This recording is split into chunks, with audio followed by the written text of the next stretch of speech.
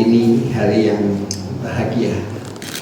Hari ini saya Bupati Cilacap akan menyampaikan rilis Satuan Tugas Percepatan Penanganan COVID di Kabupaten Cilacap hari Senin tanggal 24 Januari. Assalamualaikum warahmatullahi wabarakatuh. Salam sejahtera, salam bahagia, salam damai bagi kita semua. Saya sampaikan selamat pagi. Yang saya hormati Pak Kapolres, Pak Dandim, juga Kepala Dinas TKK, serta saudara-saudara sekalian.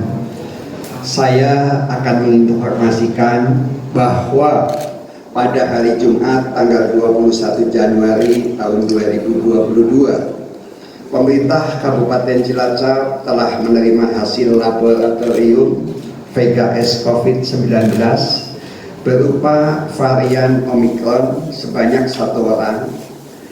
Kronologisnya,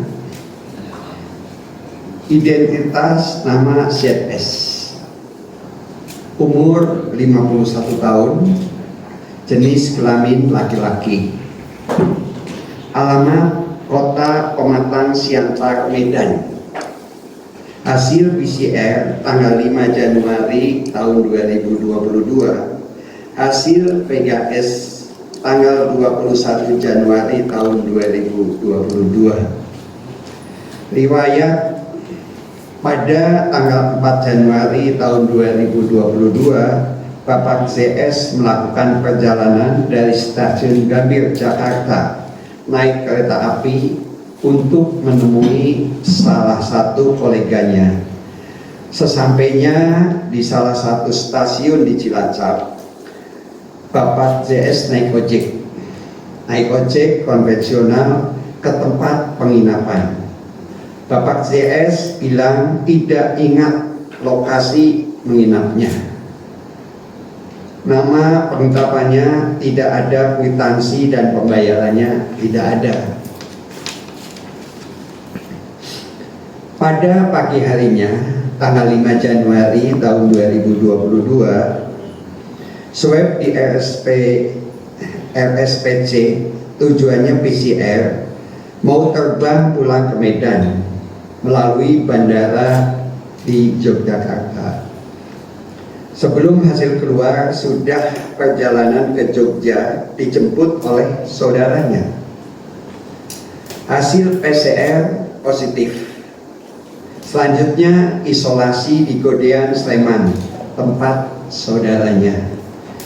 Kondisinya baik, tanpa gejala, tanpa ada tanda-tanda lain. Kami menghimbau agar masyarakat Cilacap jangan lengah, tetap waspada, tetap disiplin dalam menerapkan protokol kesehatan COVID-19. Jaga jarak, hindari kerumunan, selalu memakai masker, selalu cuci tangan, pakai sabun dengan air yang mengalir, dan menerapkan pola hidup bersih dan sehat. Serta bagi yang belum vaksin, sekali lagi, bagi yang belum vaksin agar segera vaksin.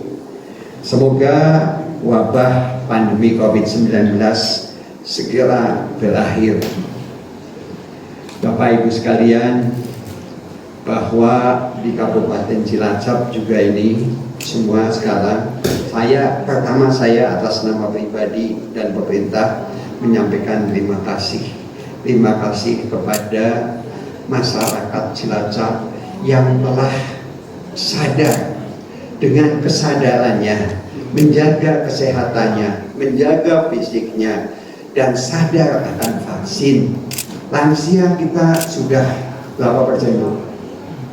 80%. Anak-anak 96%. Berarti ini tinggal 4% lagi yang lain. Sekarang tinggal booster saja. Maka saya terima kasih kepada Forkominda, khususnya Pak Kapolres, Pak Dandim, dan juga tenaga-tenaga kesehatan. Yuk kita jaga terus kesehatan, karena yang bisa menjaga kesehatan bukan saya, bukan saudara, tapi kita sendiri. Ini yang penting sekali. Demikian Bapak Ibu sekalian, terima kasih. Monggo Pak, saya sampaikan. setelah ditemukan, Wassalamualaikum warahmatullahi wabarakatuh. Pak, setelah ditemukannya Omikron itu ada tracing di kontak erat dengan si Bapak itu, Pak, dari Pemkab sendiri, Pak? Kontak erat siapa? Dengan Bapak JS. Ya, kan beliau dari naik ojek juga. Apakah sudah ada tracing yang pernah dekat dengan beliaunya? Sudah. Ada semuanya 12 orang. Dari 12 orang tadi negatif. Sudah positif negatif? Sudah di testing, dan 12 orang yang kontak dengan ZS itu semuanya negatif. Siap. Selanjutnya nanti bahwa untuk Omikron ini pemerintah ini sudah menyiapkan tempat isoter. Nanti Pak Kapolres nih yang akan menyampaikan ini. Satu lagi Pak, yang 12 orang yang tracing itu yang negatif itu termasuk si sopir ojek itu ya Pak? Iya, semuanya termasuk sopir ojek. Semua yang berhubungan sama ZS sudah di tracing, sudah di PCR. Terima kasih. Termasuk tim medis dari SPT? Ya, bukan. Ini penjelasan masalah nanti ada tempat isoter yang nanti pasti ini akan melonjak. Monggo Pak Kapolres. Terima kasih rekan-rekan. Saya di sini berdiri selaku wakil Kasatgas, jadi Bapak selaku Kasatgas dan Pak Dandim dengan saya sama. Jadi mungkin kita sudah mengetahui perkembangan situasi berkaitan dengan masalah khususnya varian baru, khususnya di wilayah Jawa Tengah, nggak cuma di Cilacap, mungkin di beberapa daerah. Salah satunya dari Cilacap yang disampaikan oleh Bapak Bupati. Dan yang perlu kita sama-sama ketahui bahwasanya peningkatan secara nasional cukup signifikan saat ini, termasuk wilayah Cilacap sendiri.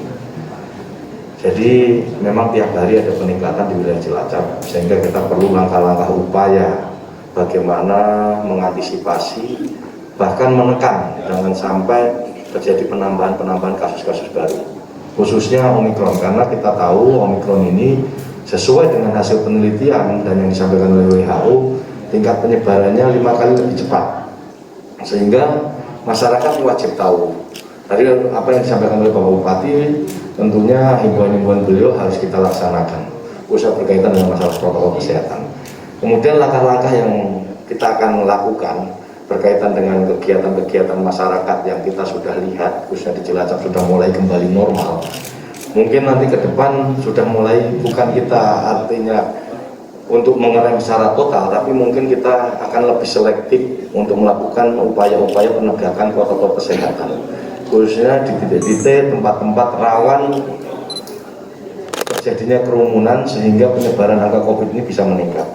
Itu yang pertama. Nanti kita akan rapatkan dengan Satgas di kabupaten beserta tim untuk menjadwalkan kegiatan-kegiatan kembali, sehingga sebelum ini merebak kita minimal melakukan upaya-upaya pencegahan secara maksimal. Pengalaman di bulan Juli 2021 mungkin kita agak sedikit kerepotan karena juga capaian vaksin juga masih rendah saat itu. Ini kita diuntungkan capaian vaksin masih alhamdulillah udah cukup lumayan ya, tapi kita maksimalkan untuk dosis 2 sehingga penerima vaksin dosis 2 ini lengkap untuk menghadapi nanti penyebaran COVID, khususnya varian Omikron ini, mereka memiliki kekebalan immunity yang cukup kuat. Harapan saya seperti itu beserta tim Satgas yang ada di sini. Kemudian apabila nanti ada yang terpapar, kita sendiri juga sudah melakukan langkah-langkah antisipasi beserta Bapak Bupati, tim Satgas yang ada di kabupaten. Salah satunya menyiapkan tempat isolasi tertentu. Jadi khusus untuk varian Omikron ini kita akan geser ke isoter ini. Karena ini sangat riskan, pengawasannya juga kita pada saat isolasi mandiri, karena memang ada ketentuannya isolasi mandiri bagi Omikron ini tidak boleh sama sekali bersinggungan sama saudara maupun masyarakat lain, karena tingkat penyebarannya cukup cepat tadi.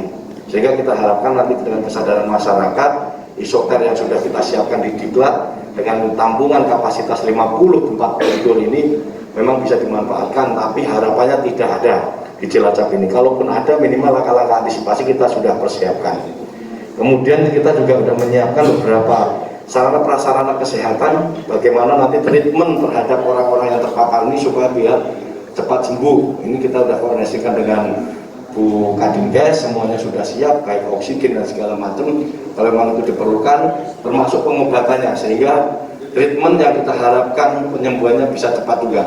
Pada saat nanti ada penambahan, tapi treatment kita cepat juga bisa mengurangi fatalisasi daripada korban yang mungkin terpapar. Yang kedua, tingkat penyembuhannya bisa cukup tinggi.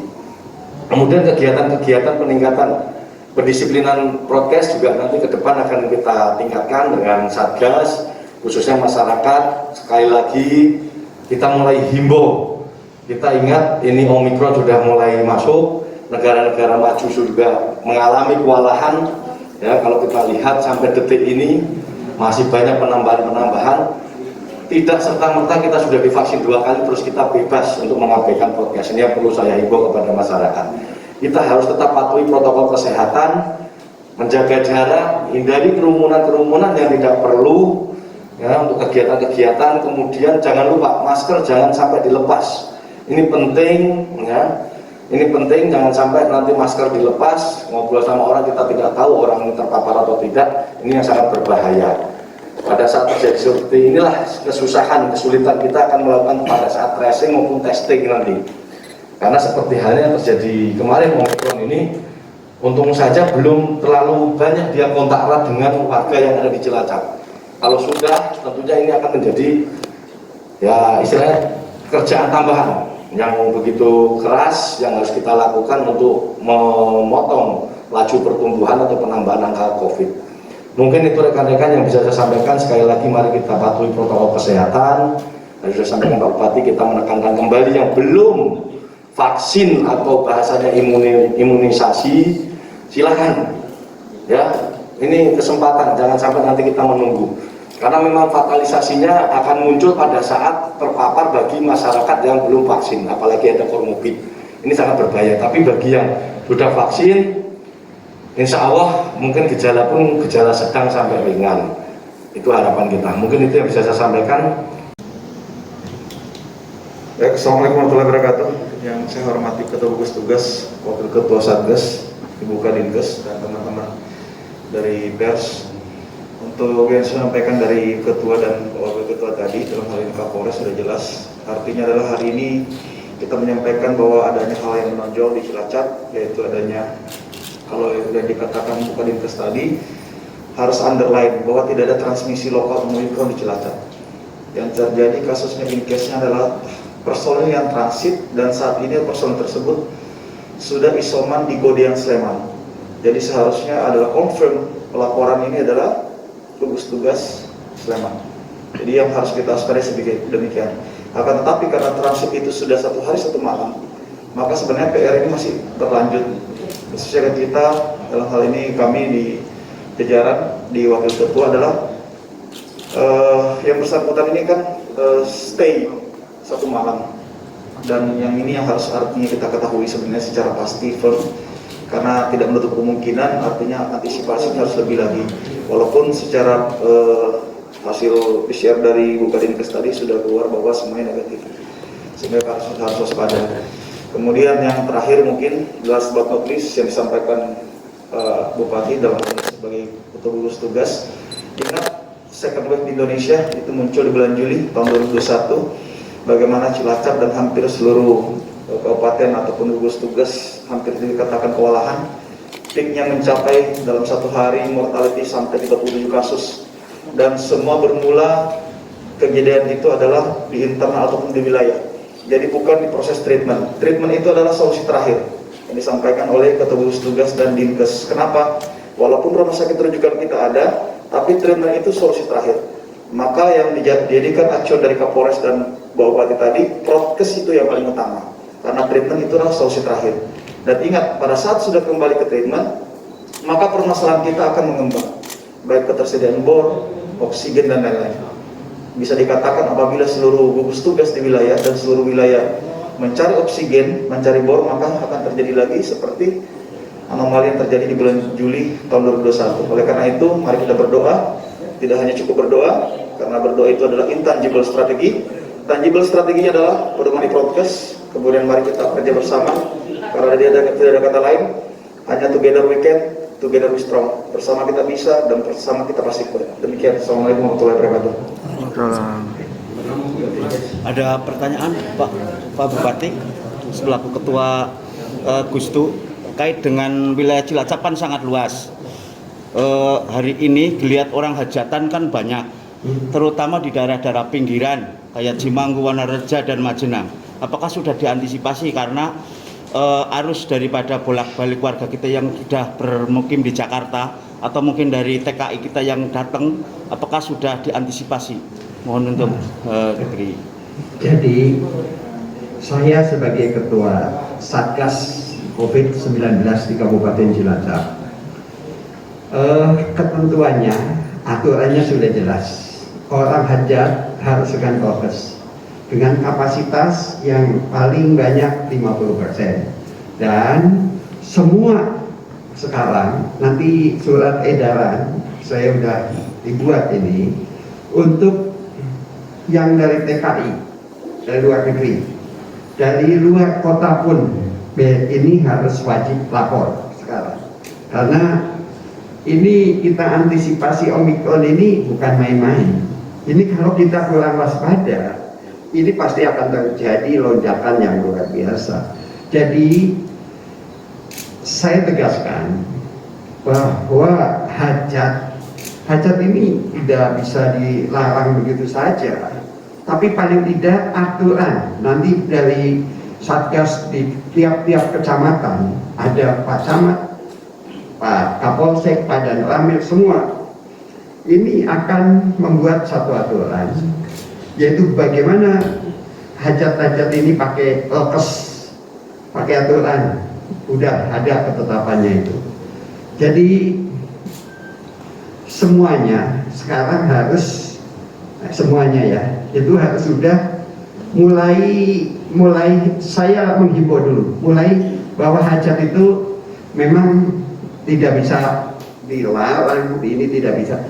Tapi kita petugas COVID ini harus pakai prokes, harus pakai masker, harus cuci tangan, harus ini semua. Insya Allah lah kita semua, karena ini pengalaman sudah 2 tahun.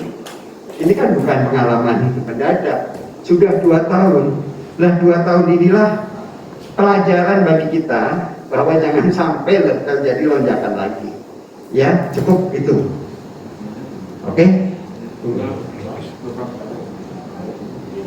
Kalau ada yang mau menanyakan? Nanya apa?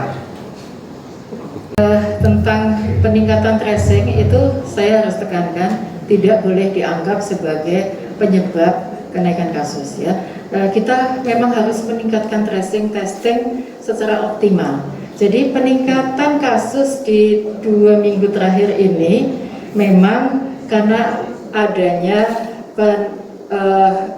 peningkatan jumlah pelaku perjalanan, terutama pelaku perjalanan luar negeri. Kita tahu 2 kasus yang terakhir itu adalah pelaku perjalanan dari Korea Selatan. Kemudian ternyata mereka positif, dan kemudian ketika di tracing, masing-masing kita tracing minimal 15 orang di sekitarnya, itu ditemukan lagi 2 yang positif. Artinya kita betul-betul menguatkan tracing testing untuk bisa mendeteksi secara dini ketika terjadi transmisi lokal. Jadi memang saat ini ada peningkatan kasus di mana penyebabnya salah satunya adalah makin banyaknya pelaku perjalanan yang masuk ke Cilacap. Untuk yang positif semua itu sudah tes di Omikron juga nggak? Belum, tidak, karena ini baru positif sebagai kasus konfirmasi COVID, artinya baru dari hasil PCR saja. Nanti akan ada kriteria mana sampel yang harus dikirimkan ke whole genome sequencing yang di Jogja atau di Semarang untuk pemeriksaan apakah itu varian Delta atau Omicron atau yang lain. Nanti ada sebagian sudah kami kirimkan sampel-sampel yang memenuhi kriteria untuk dikirimkan untuk pemeriksaan whole genome sequencing WGS. Ya. Itu yang dari Korea Selatan. Ya. Kenapa? Itu kan dari luar negeri itu ada kemungkinan mengarah ke SBGS. WGS. Apa? Maksudnya kayak sedang kami kirimkan sampelnya untuk pemeriksaan BGS, untuk pemeriksaan whole genome sequencing. Nanti kita tunggu hasilnya, mudah-mudahan bukan. Ya. Oke. Untuk naik untuk berangkat dengan keadaan positif para penelitian masih di level 2 atau level 0? Ya. Untuk levelisasi, kalau dari kriteria vaksinasi kita sudah tingkat 1, sudah memadai dari kriteria vaksinasi. Karena kriteria vaksinasinya adalah dosis 1 minimal 70%, lansia minimal 60%. Kita sudah melewati. Namun demikian, kita masih ada di level 2 karena target testing kita masih belum memenuhi, belum memadai. Jadi masih kurang sedikit. Makanya kita sedang mengejar testing, tracing akan kita tingkatkan. Ya. Oke. Ya, makasih. Ya, makasih.